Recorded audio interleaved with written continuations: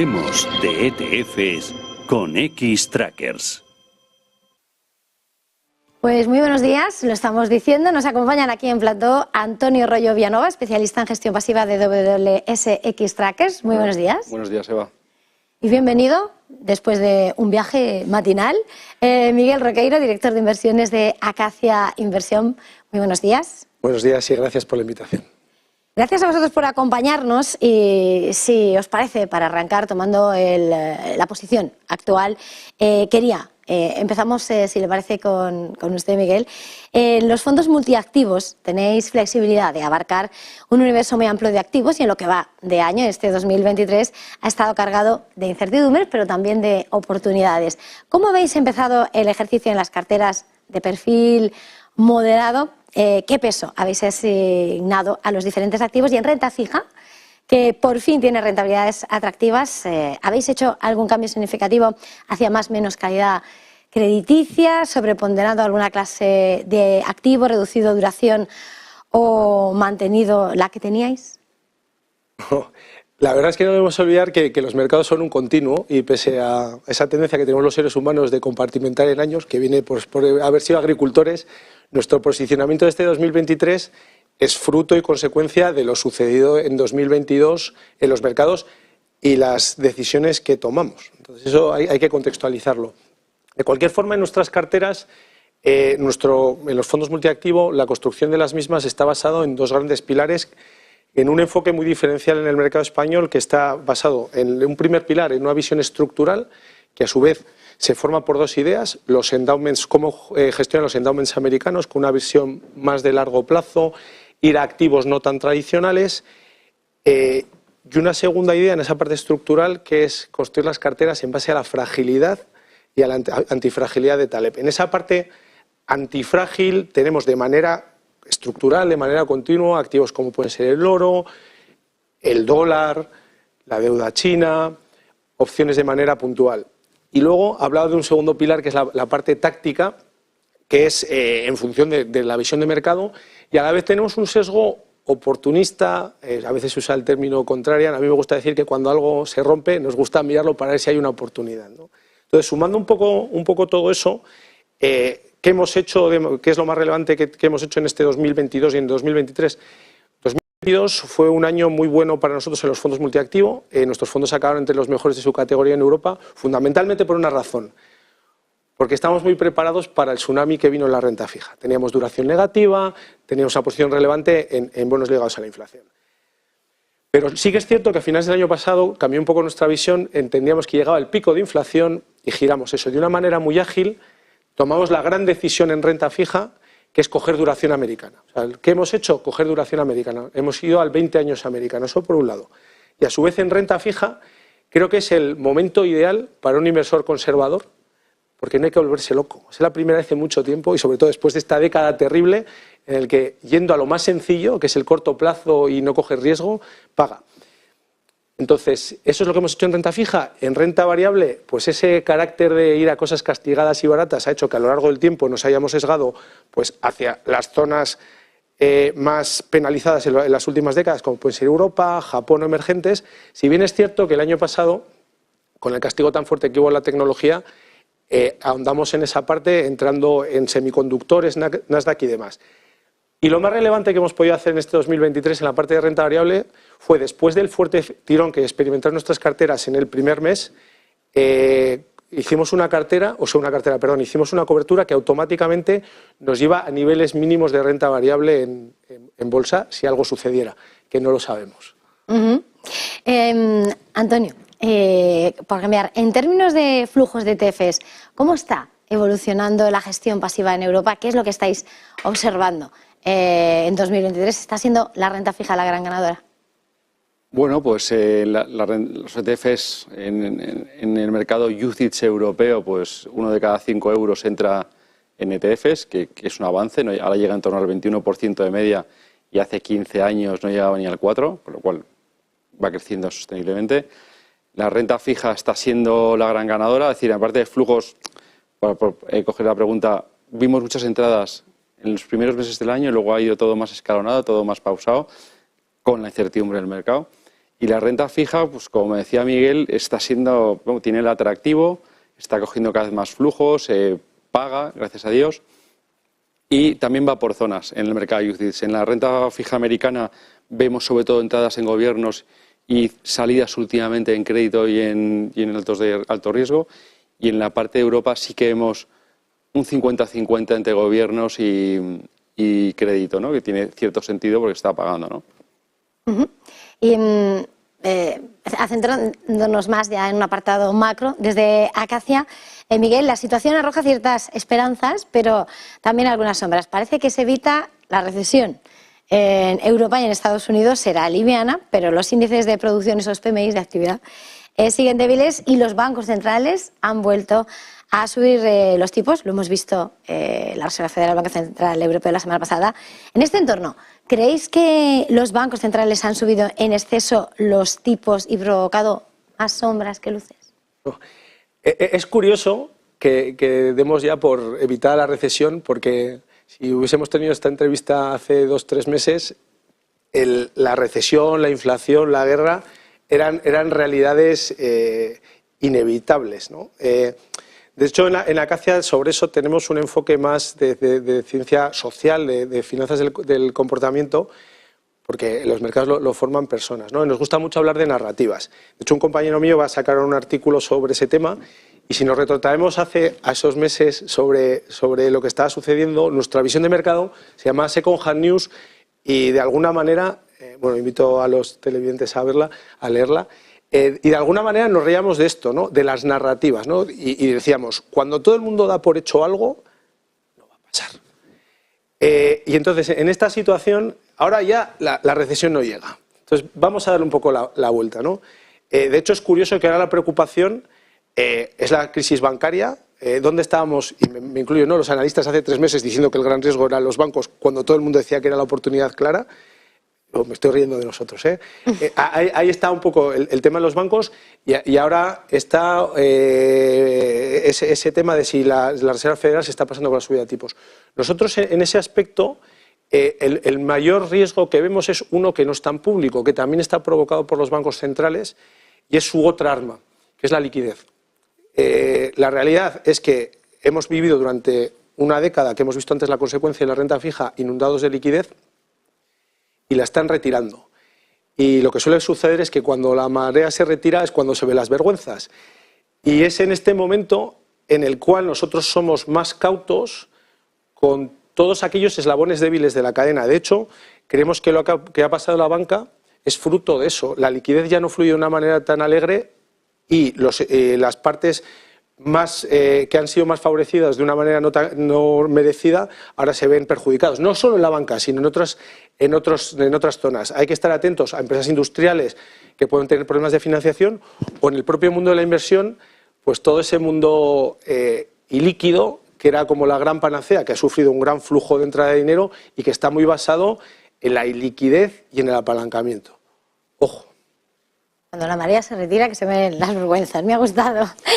Siguiendo, desde DWS, Antonio. La semana pasada los bancos centrales, lo estábamos viendo, Reserva Federal, Powell y Lagarde, subían 25 puntos básicos, esos tipos reduciendo el ritmo, la magnitud de esas subidas, pero los mensajes siguen siendo que esas futuras subidas dependerán de la actividad económica, de la inflación, del dato. ¿Dónde veis el techo de tipos a ambos lados, Estados Unidos y Europa? ¿Podemos haber visto ya el pico de inflación en Estados Unidos, hoy por cierto, que vamos a tener dato ya en Europa? ¿Y qué esperáis en términos de crecimiento para ambas zonas? Pues empezando por el final, en términos de crecimiento, pues eso, una recesión liviana en Estados Unidos y en Europa no, pero vamos, también el crecimiento va a ser muy exiguo, con lo cual cautos en ese stance. En temas de inflación está claro que hemos tocado el pico, pero estamos muy lejos de los objetivos de los bancos centrales.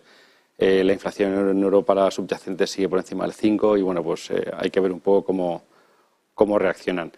En Estados Unidos, como decíamos, la semana pasada subió 25 puntos básicos, pero la gente estaba más preocupada, el inversor estaba más preocupado por la crisis bancaria, ¿no? Ya se encargó Powell de reducir las dudas, ¿no? Pero sí que es cierto que no esperamos subidas de tipos en Estados Unidos, no esperamos bajadas hasta principios del año que viene, Pero dicho esto, los datos de consumo en Estados Unidos están siendo muy fuertes y el mercado laboral muy sólido, con lo cual vamos a ver cómo se conjuga todo esto con el dato de inflación de hoy. En Europa el tono es algo diferente, quieren seguir subiendo tipos, como decía, la inflación subyacente sigue siendo por el 5% y por tanto va a seguir subiendo, subidas de tipos de interés. Es cierto que no llegarán al nivel de Estados Unidos y esperamos que en torno a verano se queden en el 4%.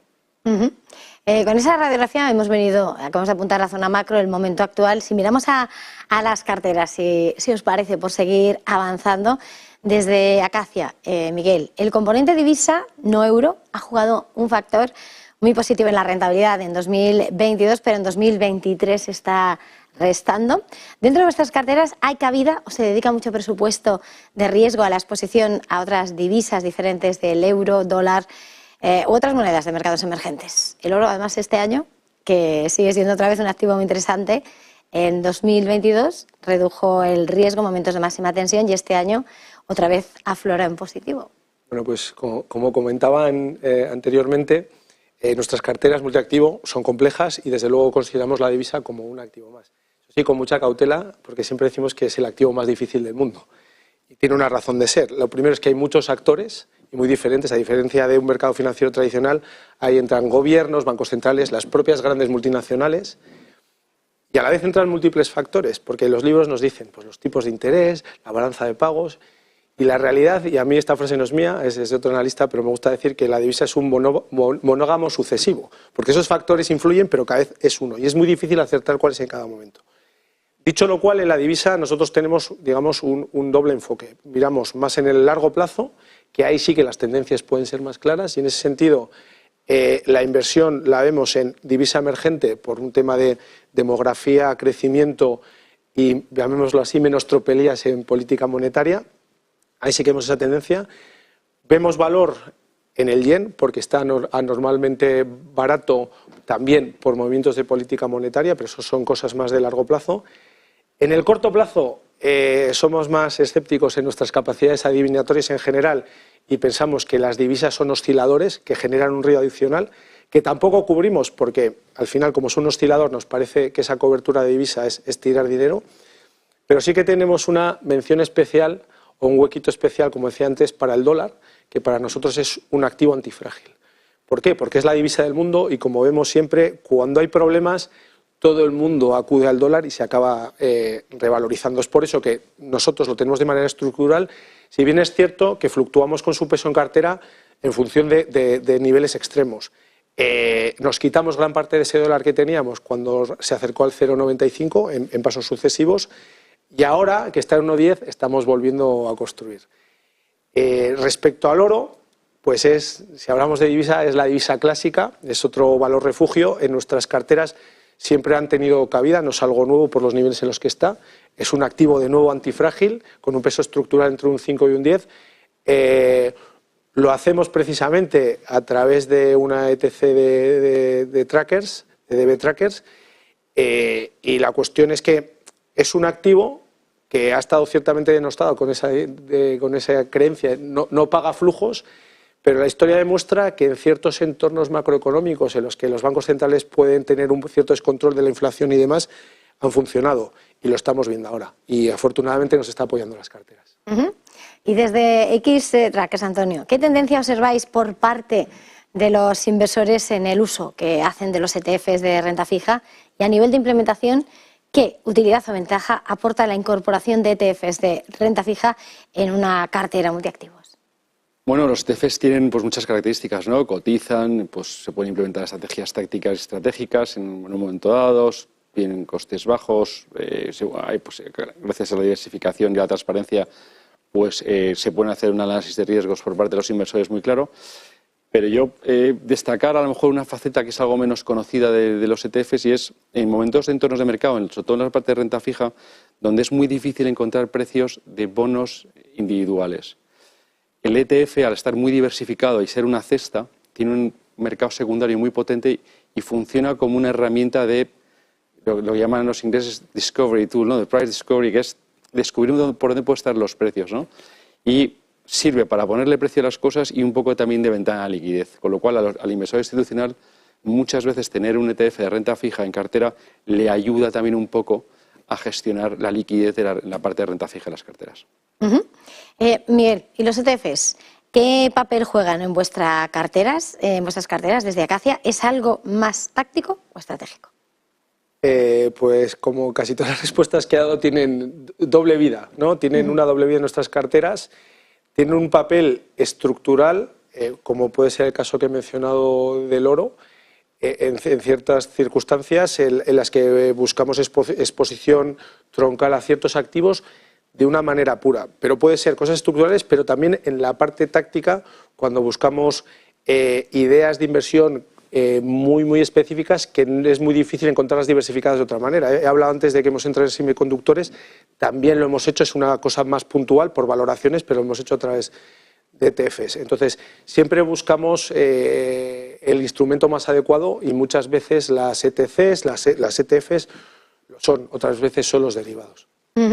Y ya para ir terminando, desde Xtrackers, Antonio, ¿cuál sería la visión a 12 meses vista para la renta fija? ¿Qué tipo de activo de renta fija habría que sobreponderar o en qué clases de índices de renta variable estáis más positivos?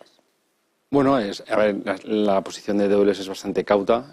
Sí que es cierto que vemos algunos índices, tanto renta fija como renta variable, que tienen algo más de potencial que el resto. En Europa pues nos gusta el grado de inversión y esperamos una rentabilidad de retorno absoluto en torno al 3,5. No esperamos que los spreads se vayan a estrechar mucho. En la parte de high yield europeo también estamos positivos. Esperamos un retorno absoluto en torno al 6,5, que está francamente bien. Veremos qué pasa con la subida de tipos y cómo se manejan los spreads en high yield. Yo sería algo más cauto en esa posición. Y luego en renta variable, pues a lo mejor destacar dos índices.